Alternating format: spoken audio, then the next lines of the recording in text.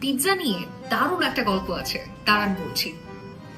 পিৎজার জন্ম ইটালির নেপলস শহরে। সেই সময়ে সাধারণ রুটি, টমেটো এবং চিজ দিয়ে তৈরি হতো পিৎজা। একদিন ইটালির রানী মার্গারিটার নাকে আসে এই পিৎজার ঘ্রাণ। রানী মার্গারিটা পিৎজা খেয়ে এতটাই পছন্দ করেন যে তার মাধ্যমেই ইটালির ধনী শ্রেণীর কাছে জনপ্রিয় হয়ে ওঠে পিৎজা। কিন্তু তখনও পিৎজার জনপ্রিয়তা শুধুমাত্র ইতালিতেই সীমাবদ্ধ ছিল। 1905 সালে ইতালির বাইরে প্রথম আমেরিকাতেই পিৎজারিয়া খোলা হয়, কিন্তু এর মূল জনপ্রিয়তা আসে দ্বিতীয় বিশ্বযুদ্ধের হাত ধরে। দ্বিতীয় বিশ্বযুদ্ধের সময় জার্মানের আক্রমণ থেকে ইতালিকে বাঁচাতে ইউকে এবং ইউএস এর সৈনিকেরা ইতালির বিভিন্ন শহরে অবস্থান করছিল। আর তখনই আমেরিকা, ব্রিটেন এবং অন্যান্য সৈনিকেরা পরিচিত হয় পিৎজার সাথে।